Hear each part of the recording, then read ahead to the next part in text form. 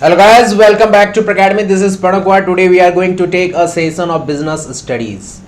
और आज का ये सेशन लास्ट होगा. क्यों? क्योंकि हमने लास्ट क्लास में कोऑर्डिनेशन चैप्टर खत्म कर दिया था और coordination is the last topic of chapter 1 nature and significance of management. Nature and significance of management के लास्ट टॉपिक था कोऑर्डिनेशन, जिसका टॉपिक हमने खत्म कर दिया था. और आज क्या करेंगे सर? आज इससे रिलेटेड केस स्टडी करेंगे सर. केस स्टडी स्टार्ट करने से पहले मैं कुछ बातें शेयर करना चाहता हूं अपने अकेडमी फैमिली से कि कल सीबीएसई क्लास 10th और 12th के रिजल्ट जारी हुए. बहुत बच्चों ने अच्छा स्कोर किया क्योंकि सीबीएसई ने एक पैटर्न लाया कि टर्म 1 से 30% वेटेज लेंगे और टर्म 2 से 70% वेटेज लेंगे. ये मुझे सीबीएसई का बहुत ही अच्छा सोच लगा कि उन्हें भी पता है कि बच्चे टर्म 1 में उतना फोकस नहीं कर पाए थे ड्यू टू कोविड और टर्म 2 में उन्होंने बहुत अच्छा परफॉर्म किया होगा, ऐसा माना गया. तो रिजल्ट ओवरऑल बहुत अच्छा आया. बहुत बच्चे ने बहुत अच्छा परसेंटेज स्कोर किया, कुछ बच्चे थोड़ा सा कम रह गए.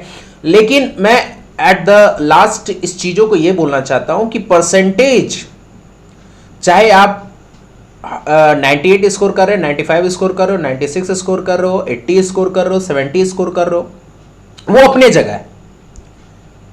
वो अपने जगह है क्योंकि 12th के परसेंटेज ठीक है, एकेडमिक होना चाहिए, अच्छा एकेडमिक होना चाहिए. ऐसा मैं नहीं कहता कि एकेडमिक से कोई फर्क नहीं पड़ता है. अच्छा एकेडमिक होना जरूरी है, इससे हमें मोटिवेशन मिलता है और आगे जाके भविष्य में कुछ भी चीज को पाने का जो लक्ष्य होता है उसमें हमें एनर्जी मिलता है कि हाँ भाई हम शुरू से बहुत अच्छा कैंडिडेट रहे हैं.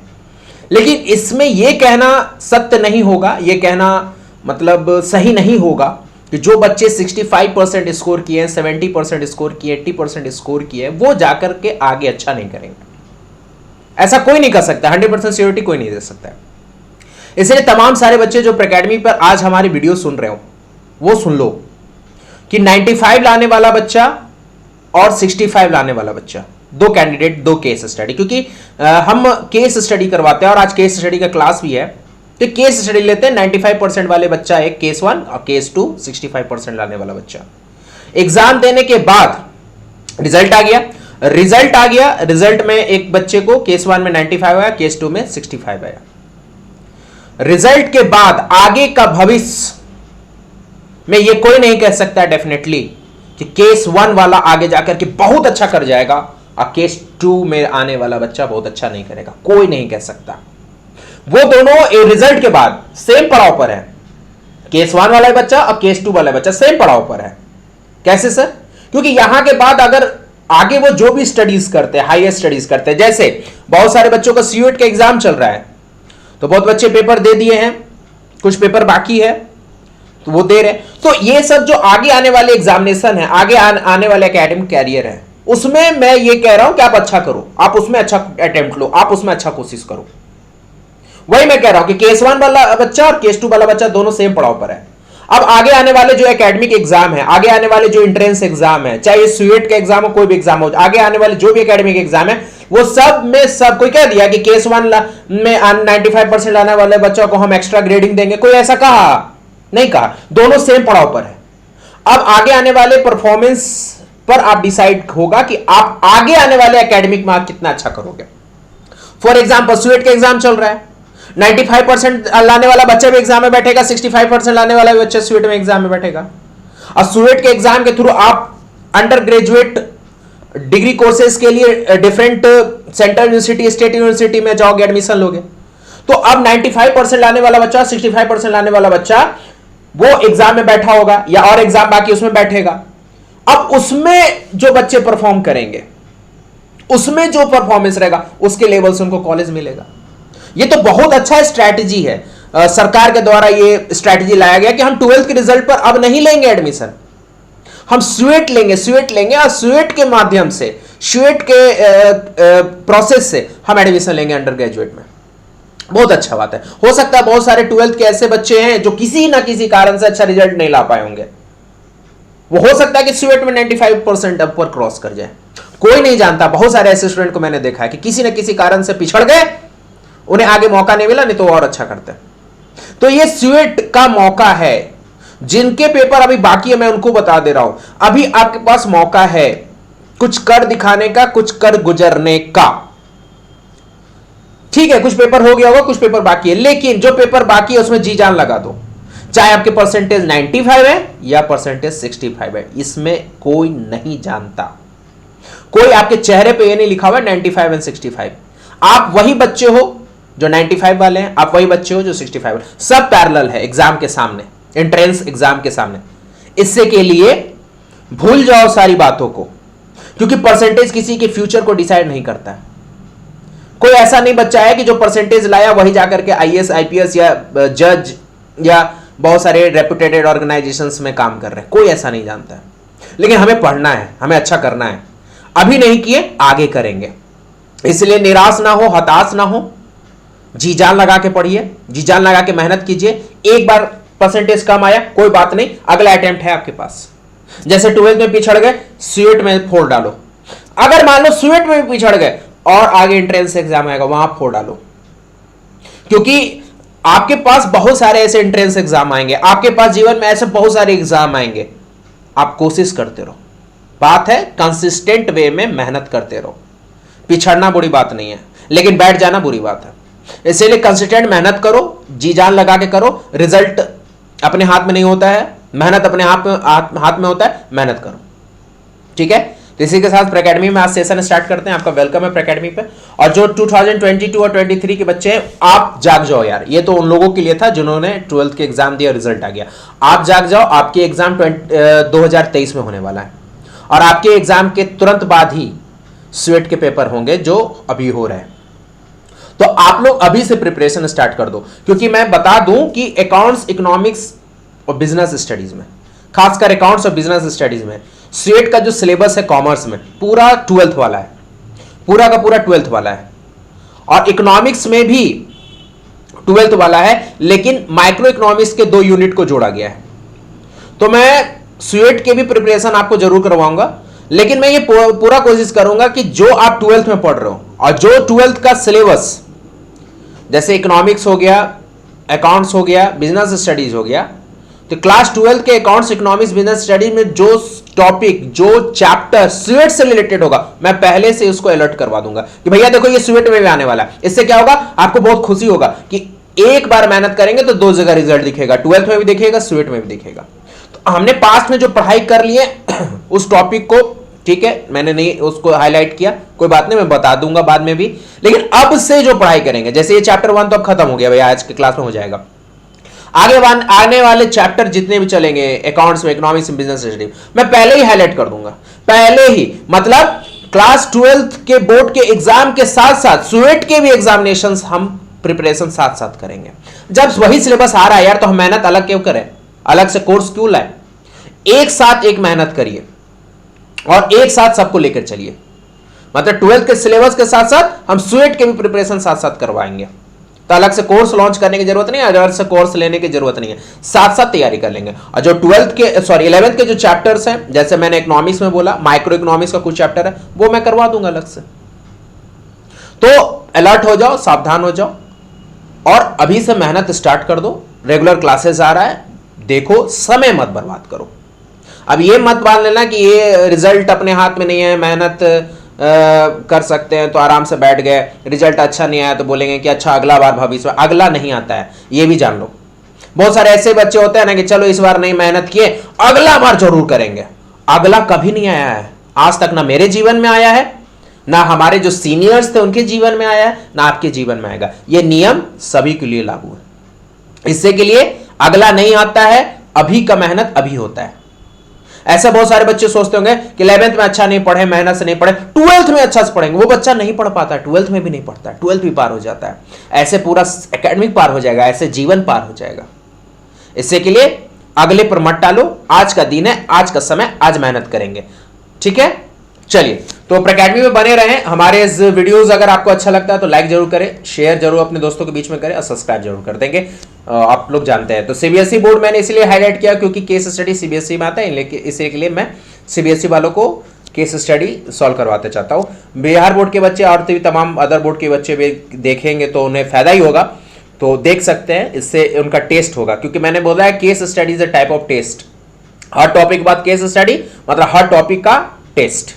बिजनेस स्टडी में इसी फंडा से हम पढ़ते हैं। तो चलिए बिजनेस स्टडीज में हम लोग चैप्टर 1 कर रहे हैं, nature and significance of management case study. Part 8 video है, इसको दिमाग में रखिएगा। बाकी के पार्ट आप कवर करिए, अकेडमी के प्लेलिस्ट में चले जाइए। प्लेलिस्ट में जाने के बाद आपको सेशन 22, 23 बिजनेस स्टडीज देखिएगा, वहां पर आपको सारा पार्ट सीरीज मिल जाएगा। तो चलिए क्वेश्चन 1 आपके सामने। अब हमें आपको बताने की जरूरत नहीं है how to solve case study, फिर भी मेरा आदत है बार बार रिपीट करना, जब तक आप सीख ना जाओ, समझ ना जाओ। अब अभी आप छोटे छोटे नन्हे मुन्ने बच्चे हो तो आपको कुछ ना कुछ रिपीट करना जरूरी होता है। तो स्टेप क्या है भाई, शॉर्ट में बताएंगे। क्वेश्चन पढ़ो, फिर पैराग्राफ पढ़ो, पैराग्राफ के बाद आंसर राइटिंग करो according to question related to paragraph. चलिए कमेंट्स जरूर करेंगे, आप लोग कमेंट्स नहीं करते, कमेंट्स करेंगे तो अच्छा लगेगा कि आप क्या समझ रहे हो नहीं समझ रहे, ये भी पता चलेगा। तो क्वेश्चन आपके सामने है, क्वेश्चन 1। इसको थोड़ा सा और ऐसे कर देंगे तो आपको क्वेश्चन पूरा दिख लेगा। तो ये क्वेश्चन 1 है मेरे भाई, ऊपर देख लिए क्वेश्चन 1। क्वेश्चन 1 में बहुत अच्छा है, ये इतना तो आप जान रहे हो कि कोऑर्डिनेशन से रिलेटेड होगा, क्योंकि आपको पता है कि हर टॉपिक के बाद केस स्टडी होता है, ठीक है।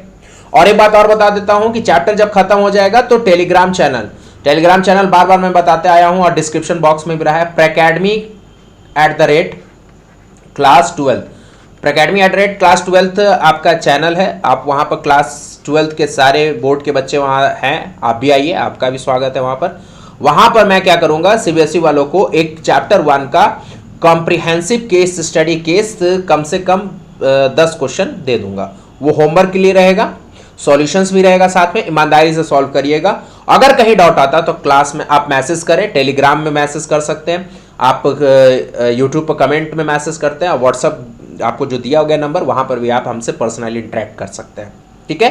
कहीं भी डाउट आएगा तो उसके लिए 3 ऑप्शन आपके पास खाली है।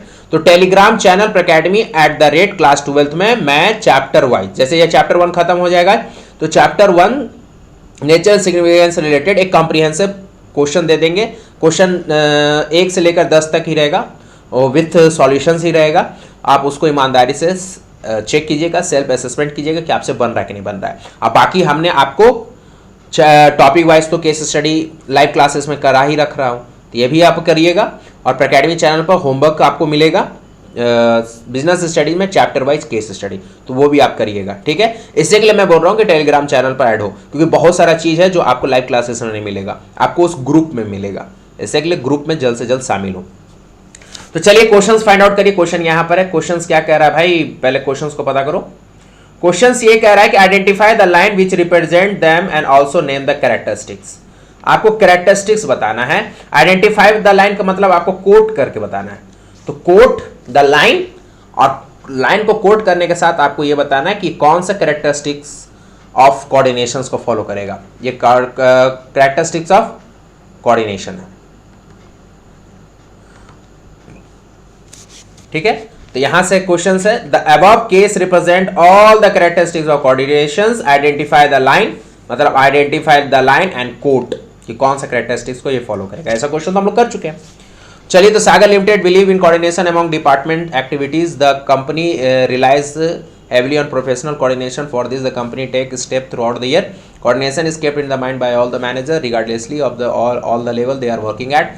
Throughout the year the various activity are synchronized without failure. Every department ensure that within it every employer or operations is guided by them of proper coordinations.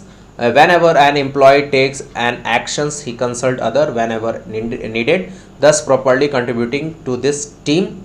The process of coordination is just not limited to the employees. Even at the departmental level, the various departments use this binding force to create perfect harmony among them so that the organization goals are fulfilled, or the coordination that occur in the organization is a result of proper training and premeditated attempt by the company to get best result possible. यहाँ तक बातें हैं।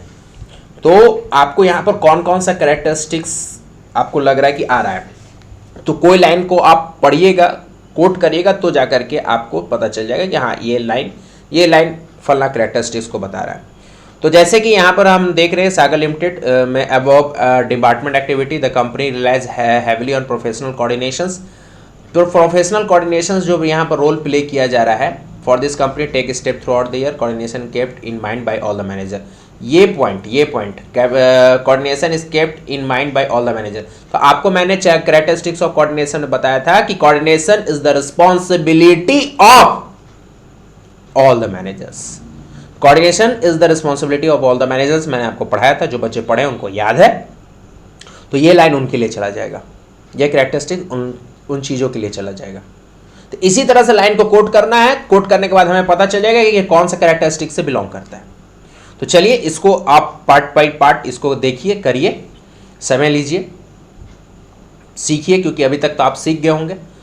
तो हम आते हैं solutions की ओर। तो आंसर्स में क्या है, आराम से आप पॉज करके पूरा पैराग्राफ देख लीजिएगा। तो आंसर आपके सामने है, देखिए, coordination is the responsibility of all the managers, इसमें लिखा है coordination is kept in the mind by all the manager regardlessly all the level that they are working at. फिर दूसरा कैरेक्टरिस्टिक्स आ रहा है, coordination is a continuous process, क्योंकि continuous क्यों आया, तो यही कोटिंग लाइन है, double inverted comma then full stop इधर। तो throughout the year the various activity are synchronise without failure, क्या है ये पैराग्राफ में, यस, थ्रू आउट, यहाँ देखिए, थ्रू आउट द ईयर, यहाँ से लेकर यहाँ तक, फेल्योर तक, ये पूरा लाइन किसको सिग्निफाई कर रहा है, तो coordination is a continuous process, ठीक है। थर्ड क्या है भैया, कोऑर्डिनेशन इज परवेसिव, इसमें भी double inverted comma, every department से स्टार्ट होगा, double inverted comma full stop, proper coordinations, every department dot dot dot, उसके बाद अंत में लिखिएगा प्रॉपर कोऑर्डिनेशन फुल स्टॉप। फिर coordination is a group activity. फिर फिफ्थ क्या है, coordination involve unity of actions. तो वही कैरेक्टरिस्टिक्स का आप मेंशन यहाँ कीजिएगा जिसके बारे में आपको लगता है कि हाँ पैराग्राफ में वो लाइन है, फालतू का कैरेक्टरिस्टिक्स मत लिखिएगा, और जो समझा रहे हैं उतना ही कीजिएगा, क्योंकि आज जो कल मैंने रिजल्ट देखा, बहुत सारे स्टूडेंट मुझे मैसेज किए, उस रिजल्ट में मैंने देखा बिजनेस स्टडीज़ में 97, 95, 96, हो सकता है बहुत सारे बच्चों को ये लग रहा होगा कि यार ये तो बहुत ज़्यादा है, तो ये आते हैं, ये रिजल्ट उन्हीं बच्चों को का है, ठीक है, वे रिजल्ट उन्हीं बच्चों का है जो पढ़े हैं, वो केस स्टडी जो मैंने फॉर्मेट बताया वो फॉलो किया है, तो उन बच्चों का इस तरह से रिजल्ट आया है बिजनेस स्टडीज में। तमाम और पेपर में अच्छा आया, वहां पर भी आएगा तो मैं आपको चीज़ों को सिखाऊंगा तो बताऊंगा। लाए हैं बच्चे 99 तक आया है, बताओ ना भाई, बिजनेस स्टडी में बहुत सारे बच्चों को लगा क्या ये मैथ है कि 99 आया, 96 आया, लेकिन आते हैं, और ये सिर्फ केस स्टडी की वजह से 85 to 90% केस स्टडी आने की वजह से ये स्कोर भाग रहा है। इसलिए केस स्टडी पर जी जान लगा दो सीबीएसई वालों, तुम्हें कह रहे हैं, क्योंकि ये क्लास केस स्टडी मेनली आपके लिए। चलिए, coordination is a deliberate function, ये भी इसमें है, आप देख लेंगे। यहां पर डबल इन्वर्टेड कॉमा से स्टार्ट कीजिएगा, डबल इन्वर्टेड कॉमा से क्लोज करिएगा, नीचे फुल स्टॉप। चलिए, क्वेश्चन नंबर टू क्या कह रहा है, पहले क्वेश्चंस पढ़ लें। यहां पर क्वेश्चन है आपका, identify the concept of management highlight above. कौन सा कॉन्सेप्ट ऑफ मैनेजमेंट यहां पर आया है? जब भी आपको कोई कॉन्सेप्ट ऑफ मैनेजमेंट से क्वेश्चन पूछेगा, कभी भी आपको कभी बोले कॉन्सेप्ट, कौन सा कॉन्सेप्ट ऑफ मैनेजमेंट, तो आप यहां पर जितने भी टॉपिक हम आपको पढ़ाएं वो सबको रिकॉल कीजिएगा। पैराग्राफ को पैराग्राफ पढ़ के रिकॉल होगा, ऐसा नहीं कि कॉन्सेप्ट ऑफ मैनेजमेंट तो बहुत सारा चाहिए, nature of management, level of management, function of management, ये सब टॉपिक्स है जो मैनेजमेंट में हमने पढ़ा, nature and significance of management में पढ़ा, ये सब टॉपिक है। लेकिन ऐसा थोड़ी है कि सारा हम कुछ भी लिख देंगे। हाँ, इसके बाद हम कॉन्सेप्ट ऑफ मैनेजमेंट, ये जो हमको पता करना है, ये पैराग्राफ पढ़ के ही पता चलेगा। लेकिन कॉन्सेप्ट ऑफ मैनेजमेंट जब भी पूछे, या आगे आने वाले केस स्टडी में जब भी कोई कॉन्सेप्ट रिलेटेड पूछे, याद रखिएगा कि आपको पैराग्राफ पढ़ करके उस टॉपिक को याद करना है जिस टॉपिक से ये पैराग्राफ रिलेटेड। याद रखिएगा इस बात को, बार बार जो बोलते हैं ना याद रखिएगा, तो याद रख ही लीजिएगा, क्योंकि ऐसा क्वेश्चन आते रहता है और हम बार बार अटेम्प्ट देखते हैं, ऐसा क्वेश्चन आता है, इसी के लिए उस चीज पर ज्यादा फोकस करते हैं। और साथ साथ क्या करना है, राइट टू बेनिफिट्स। बेनिफिट्स का मतलब होता है इंपॉर्टेंस, ये भी थोड़ा सा नोटिस कीजिएगा। केस स्टडी में थोड़ा सा बातों को थोड़ा सा बदल करके लिखा जाता है। तो बेनिफिट्स का मतलब इंपॉर्टेंस, मतलब इतना तो समझ में आ गया कि कोऑर्डिनेशन के इंपॉर्टेंस की बातें कर रहा है। पहला क्वेश्चन है कॉन्सेप्ट ऑफ मैनेजमेंट, तो यहाँ पर तो मैंने आंसर दे ही दिया कोऑर्डिनेशन, क्योंकि चैप्टर टॉपिक वही चल रहा है। तो कॉन्सेप्ट ऑफ मैनेजमेंट में तो कोऑर्डिनेशन आ जाएगा।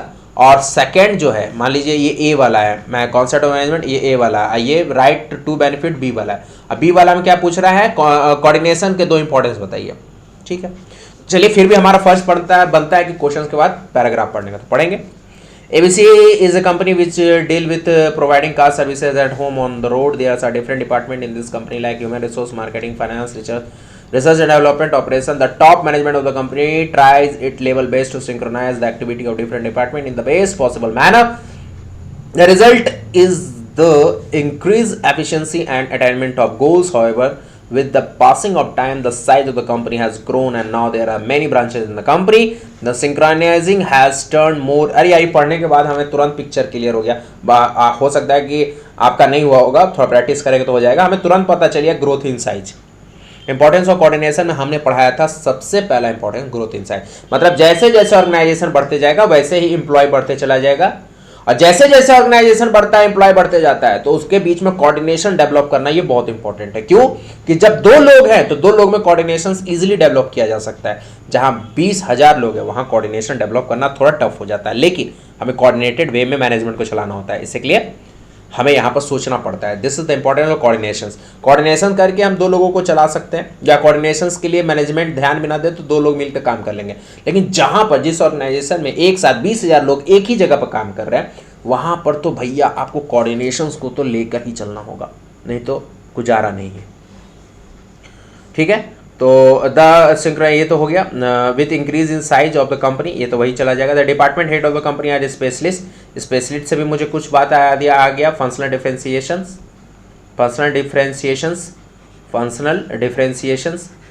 डिफरेंशिएशंस, या इसको स्पेशलाइजेशंस भी कह सकते हैं। स्पेशलाइजेशन, तो यहाँ से टॉपिक आपको, यहाँ से स्पेशलाइजेशंस आपको इंपॉर्टेंस वाला आ जाएगा। और इससे पहले जो आपका था the increase in the size of the company, यहाँ पर ग्रोथ इन साइज आ जाएगा। आंसर हमें पता चल गया, फिर भी थोड़ा सा पढ़ ही लेते हैं, क्योंकि पैराग्राफ को हमें ऐसे ही पढ़ना है, एकदम फटाक से ना, ये नहीं कि एकदम आराम से लाइन बाय लाइन अंडरलाइन करके, तब तो हो गया, केस स्टडी बन गया। Try to work with them, no not with the authority but by respecting their views on the subject, their ego classes and avoid to ensure smoothing the organizations। तो चलिए answer का move on करते हैं। जो बच्चे अभी तक नहीं पढ़े होंगे पॉज करके पढ़ लेंगे। आंसर है the concept of management is coordinations, जो मैंने कहा था, और ये तो ए का आंसर हो गया। ये बी का आंसर ये है, what are the importance of coordination. तो आपको दो इंपॉर्टेंस, देखो यहाँ क्वेश्चन कह रहा है दो इंपॉर्टेंस लिखना है, इसका मतलब नहीं है कि 4 इंपॉर्टेंस पढ़ा है तो उसमें से 2 लिख देना, बिल्कुल नहीं। मैंने बार बार कहा है answer according to question related to paragraph, answer according to question related to paragraph. Answer question के अकॉर्डिंग होगा। क्वेश्चन में इंपॉर्टेंस पूछ रहा है तो इंपॉर्टेंस ही लिखेंगे, लेकिन कुछ भी नहीं लिख देंगे। अकॉर्डिंग टू पैराग्राफ मतलब पैराग्राफ में जो बात मेंशन है उसी से रिलेटेड इंपॉर्टेंस लिखेंगे। तो अभी हमने आपको बताया था ग्रोथ इन साइज क्यों हुआ, क्योंकि वहां पर मैंने अभी देखो पढ़ा था increase in the size of the company. देखो है ना, ये लाइन है, तो डबल इन्वर्टेड कॉमा से स्टार्ट करेंगे, डबल इन्वर्टेड कॉमा से क्लोज करेंगे, फुल स्टॉप लगा देंगे, हो गया ग्रोथ इन साइज। आगे लिख देंगे ग्रोथ इन साइज, उसके बाद कोट कर देंगे। कोट आप एक चीज और हाँ याद कर लो इसको, star mark important star mark. Quote करने कहे या ना कहे, क्योंकि यहां नहीं कह रहा है, कोट करने कहे या ना कहे, कोट जरूर कीजिएगा। पैराग्राफ का मतलब यही होता है, पैराग्राफ से रिलेटेड आंसर यही होता है। आप कैसे ग्रोथ इन साइज लिखे, एग्जामिनर को लगना चाहिए ना ग्रोथ इन साइज हुआ है, तो कोटिंग द लाइन आपको बताएगा कि हाँ ग्रोथ इन साइज ही होगा। फिर सेकंड है आपका स्पेशलाइजेशन। तो वाई स्पेशलाइजेशन, क्योंकि सर इसमें हमने कोट किया था specialist like department head can not be tackled just by unity of command, से लेकर dot dot dot dot double comma full stop, यहां तक। इससे पता चल जाएगा स्पेशलाइजेशन की बातें हो रही है, क्योंकि स्पेशलिस्ट से ही स्टार्ट हो रहा है, तो यहाँ से मैंने पकड़ लिया था। जो बच्चों को प्रैक्टिस, देखो हमें तो भैया पढ़ा रहे इतना सालों से, तो हमें तो तुरंत दिख गया, लेकिन अगर आपको नहीं दिख रहा है, या मुझे लग रहा है कि ये चैप्टर के बाद जब हम लोग सेकंड चैप्टर में केस स्टडी आएंगे तो दिखने लगेगा, क्योंकि ये दिखेगा प्रैक्टिस से, और प्रैक्टिस तब होगा जब कॉन्सेप्ट क्लियर होगा। तो इसी के लिए अभी भी बोल रहे हैं बच्चा, अगर आपका कॉन्सेप्ट क्लियर नहीं है तो आप कॉन्सेप्ट पहले क्लियर कर लो, तब केस स्टडी सॉल्व करो। फटाक से ना उठकर केस स्टडी मत सॉल्व करना, पजल हो जाएगा, दिमाग हैंग कर जाएगा। और ये आदत अभी से डालो, अब से डालो, ताकि आगे आने वाले सारे चैप्टर्स में आप अच्छा कर लो। ठीक है, तो बहुत सारी बातें भी की है, बहुत सारे अपडेट आपके साथ शेयर किए, और स्टार्टिंग में जो मोटिवेशनल्स कहिए या जो इंपॉर्टेंट वीडियो कहिए वो जरूर अपने लाइफ में लाइए। ठीक है, मेहनत करते रहिए, कॉन्टिन्यूसली मेहनत करते रहिए। जहां पर आप हैं आप वहां से आप अपना गोल्स डिसाइड कर चुके हैं, अगर नहीं किए तो कर लीजिए। अब गोल ऐसा नहीं होता है कि अभी से हम देख लिए कि हम क्या बनेंगे, हमारे साथ जैसे अभी के बच्चे का क्या गोल होना चाहिए कि हमें 12th के बोर्ड में अच्छा नंबर सिक्योर करना है, और जो 12th के बच्चे का रिजल्ट आ गया उनका क्या गोल होना चाहिए कि वो स्वेट में टॉप करें। अभी जो 22-23 के सेशन के बच्चे हैं, वो अभी जो 22-23 के सेशंस के बच्चे, उनके लाइफ में गोल क्या होना चाहिए कि आगे आने वाले बोर्ड एग्जाम में टॉप करना है। और जो बच्चे का रिजल्ट कल आ गया 12th वालों का, 10th वालों का, तो उन्हें यह सोचना है कि आगे आने वाले एग्जाम में उन्हें टॉप करना है, अच्छा करना है। शॉर्ट टर्म गोल बनाओ ना, लंबा लफीफा वाला गोल मत बनाओ कि हम तो बनेंगे चौधरी बनेंगे, हम तो दम सम्राठे बनेंगे। नहीं, छोटा छोटा गोल बनाओ, छोटा छोटा स्टेप लो, छोटा छोटा अचीवमेंट लाओ जीवन में, बड़ा गोल अपने आप अचीव हो जाएगा। हमें यहां से मान लो यहां से यहां जाना है तो डायरेक्ट कूद के थोड़ी आ जाएंगे, हम स्मॉल स्टेप लेंगे, थोड़ा थोड़ा थोड़ा थोड़ा लेते चले जाएंगे, लेते जाएंगे, एक दिन यहां पहुंचना ही है। ठीक है, तो इससे के लिए आप कॉन्टिन्यूसली मेहनत करें, यही कहेंगे। ठीक है, तो बहुत बहुत धन्यवाद, बहुत बहुत धन्यवाद कि आप हमारा सेशन देते हैं, हमें प्यार देते हैं, हमें सपोर्ट करते हैं। तो थैंक यू सो मच, इसलिए कि आप हमारे वीडियोस देखते हैं, हमें सपोर्ट करते हैं, और कमेंट जरूर करा करें हमारे वीडियोस के नीचे, जो चैप्टर या जो टॉपिक से रिलेटेड है उसके नीचे, उस वीडियो के नीचे कमेंट करो। टेलीग्राम के प्रैकेडमी @क्लास 12th में जरूर ज्वाइन कर लो, क्योंकि यहां पर हम चैप्टर 1 के केस स्टडी का कॉम्प्रिहेंसिव PDF शेयर कर रहा है। वो एज अ होमवर्क होगा, सॉल्यूशन के साथ होगा, लेकिन एज अ होमवर्क होगा। कोई भी डाउट हो, कोई भी तकलीफ हो, तो आपको मैंने अपना व्हाट्सएप नंबर दे दिया हूं, वहां पर भी आप पर्सनली हमसे इंटरेक्ट कर सकते हैं। हमारा टेलीग्राम चैनल है, यहां तो आप इंटरेक्ट जरूर करें, क्योंकि व्हाट्सएप का एक लिमिटेशन होता है, उसके बाद मेंबर ऐड नहीं हो पाते हैं, लेकिन टेलीग्राम में बहुत सारे मेंबर ऐड हो सकते हैं। इसलिए ज़्यादातर बेहतर होगा कि टेलीग्राम में ऐड करें, आप लोग अपना डाउट पूछें, वहां भी हम आपको जवाब देंगे। आप यहां पर भी करना चाहते हो तो यहां पर भी आप ऐड हो, यहां पर भी आपको डाउट का सॉल्यूशन मिलेगा। आप कमेंट भी अगर करते हो तो वहां पर भी आपको डाउट का सॉल्यूशन मिलेगा। तो 3 प्लेटफॉर्म बनाए हुए हैं for doubt, WhatsApp, Telegram and comment. Comment कहां? जस्ट जो वीडियो है उससे रिलेटेड जो डाउट होगा उसके नीचे, जो वीडियो चल रहा है उस वीडियो में जो डाउट है उसके नीचे कमेंट बॉक्स में कमेंट कर ले। तीनों जगह पर हम देख रहे हैं, तीनों जगह पर हम ही हैं, तीनों जगह पर हम ही रिप्लाई करेंगे, कोई थर्ड पार्टी नहीं है इसके लिए। ऑल इन ऑल सारा चीज़ मेरे द्वारा देखा जा रहा है, इससे सेटिस्फैक्शन मुझे मिलता है कि हाँ, बच्चे को जो चीज़ प्रैकेडमी के माध्यम से जो पहुंच रहा है ये ऑथेंटिक है, ये रियलिस्टिक है। ठीक है, तो इस वीडियो को लाइक जरूर कर दीजिएगा, दोस्तों के बीच में शेयर जरूर कर दीजिएगा, और आपका सपोर्ट चाहिए, बिना आपका सपोर्ट का ये चैनल बहुत अच्छा नहीं कर पाएगा। तो अगर हमें प्यार देना चाहते हैं, सपोर्ट देना चाहते हैं, और आपको लगता है कि जेन्युइन वीडियो आपको मिल रहा है, तो आप हमारे इस प्रैकेडमी चैनल को सब्सक्राइब जरूर करके जाएंगे। तो थैंक यू सो मच, मिलते हैं नेक्स्ट वीडियो में। हंसते रहिए, मुस्कुराते रहिए, देखते रहिए प्रैकेडमी।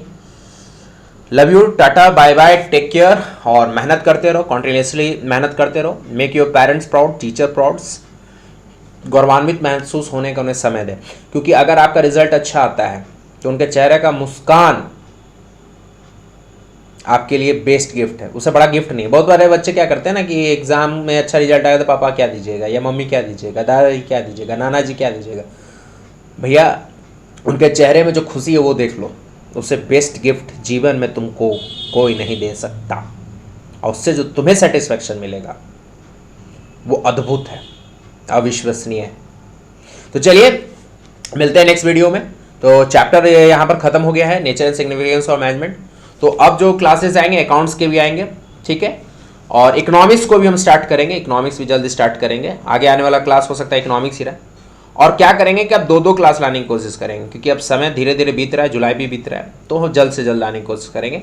तो बाय बाय, आप लोग मेहनत करते रहिए, बस एक ही बात कहना, मेहनत करते रहो। ठीक है, सब्सक्राइब करना ना करना वो डजेंट मैटर, ऐसा थोड़ी है कि मतलब यहाँ पर सब्सक्राइब करोगे तो नहीं। ये जो बात हमने बोला उसको दिमाग में रखो, सब्सक्राइब करो नहीं करो वो अदर मैटर, वो दूसरी चीज़ है, वो दूसरी बातें हैं, लेकिन जो बातें बोले वो वैल्यूएबल है, उसको कंसिडर कर लो।